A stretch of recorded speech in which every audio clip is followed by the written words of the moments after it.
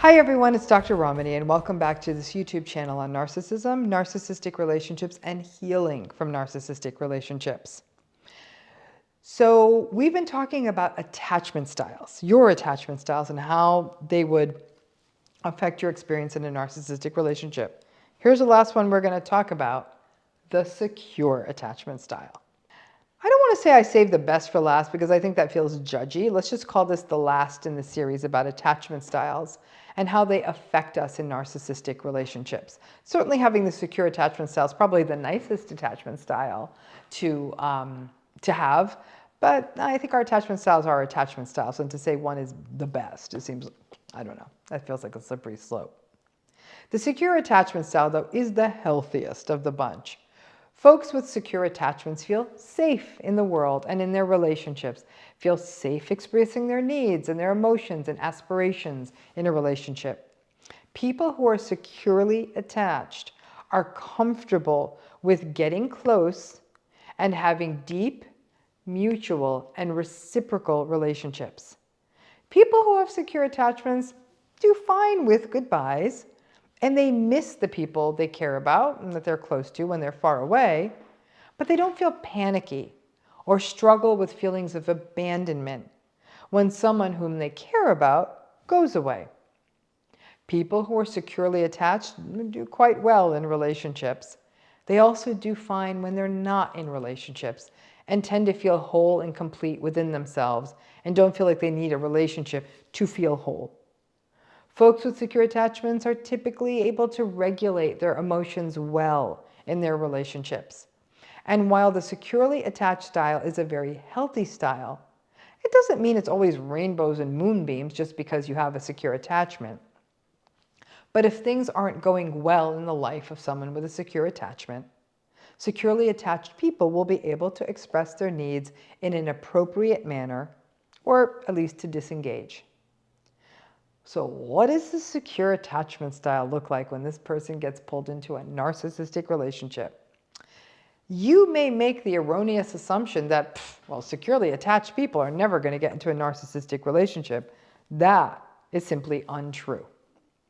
People who are securely attached are also quite vulnerable to the charm, the charisma, the seductiveness, the love bombing that is the early phase of any adult onset narcissistic relationship. And in fact, the confidence, the self-regulation, and the sort of even-keeled nature of a securely attached person in a relationship may actually be appealing to a narcissistic person, at least for a little while, because by definition, a securely attached person is no drama.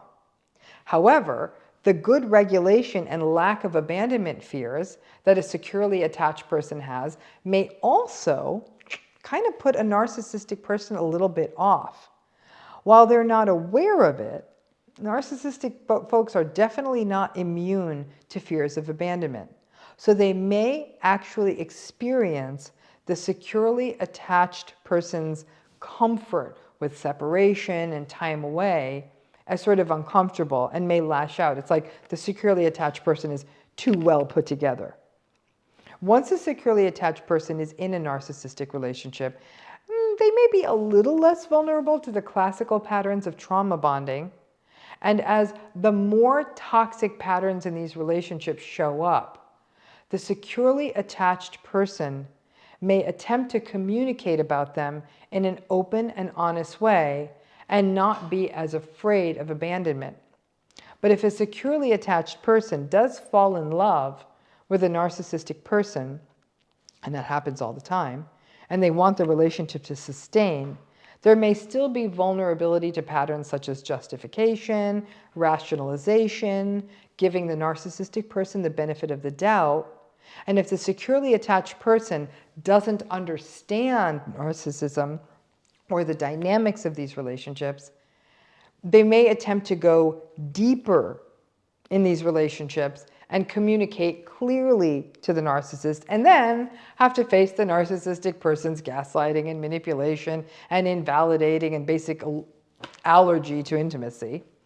A securely attached person who is less concerned, they're not going to be concerned about abandonment, may feel a little safer just ending the relationship if it's untenable and not working, and may be better equipped to manage the experience if a narcissistic person gets up and leaves them.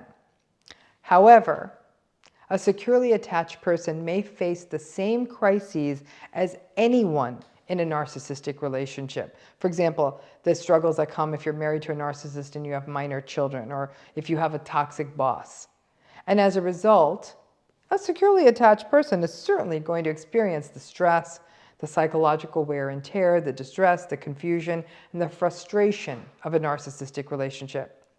They may be less likely to engage, securely attached people may be less likely to engage in self-blame, but will still be confused and may be invested in maintaining the narcissistic relationship for reasons such as family stability or financial necessity. And just because a person has a secure attachment style doesn't mean that a relationship like this will not throw them off and leave them feeling deeply uncomfortable, hurt, confused, and sort of completely thrown off their game. A secure attachment style is a gift when a narcissistic relationship ends. Whenever a narcissistic relationship ends, it's always going to be messy and awful and damaging to be in one of these relationships and then have to navigate the post-separation territory.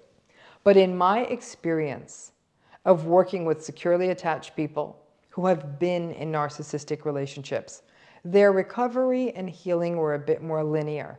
Still difficult, but because secondary to that secure attachment, they had the capacity to seek out other supports, seek out help such as therapy, and cultivate friendships and turn to other healthy spaces. Just as I have said before, while the classical narrative is that a person has a narcissistic parent or abusive parents, and then they replicate that cycle in adulthood, it's not always that simple. And many securely attached people from stable and safe and even happy families find themselves drawn into the charismatic vortex and may find themselves believing in the capacity of the narcissistic person to change. One thing to remember about attachment styles is that they are not destiny. Just because you have this attachment style, it doesn't mean you cannot enter into a healthy relationship in adulthood. Many people do, and many people have, and then can establish a secure attachment with a partner despite having an anxious attachment style, for example, from childhood. And it is also not beyond the pale for a person to have secure attachments from childhood and then get into a narcissistic relationship in adulthood and find themselves in a more anxiously attached relationship with that narcissistic partner. Now listen, early secure attachments are great for anyone in the long run. And from a probability perspective, secure attachments are going to predict better outcomes in life, especially in psychological and relationship life. But none of us are fully immune to the charm and the masks of the narcissistic person that can often draw us into something that's not good for us for a long time before we fully understand it, regardless of our attachment style. But that secure attachment style, that's a good thing. And it can make human relationships a rich and safe and rewarding space. But I'm going to toss a little hope your way. Even if you didn't develop secure attachments in childhood, you absolutely have the opportunity to develop them in adulthood. Just stay away from the narcissistic folks. Thanks again.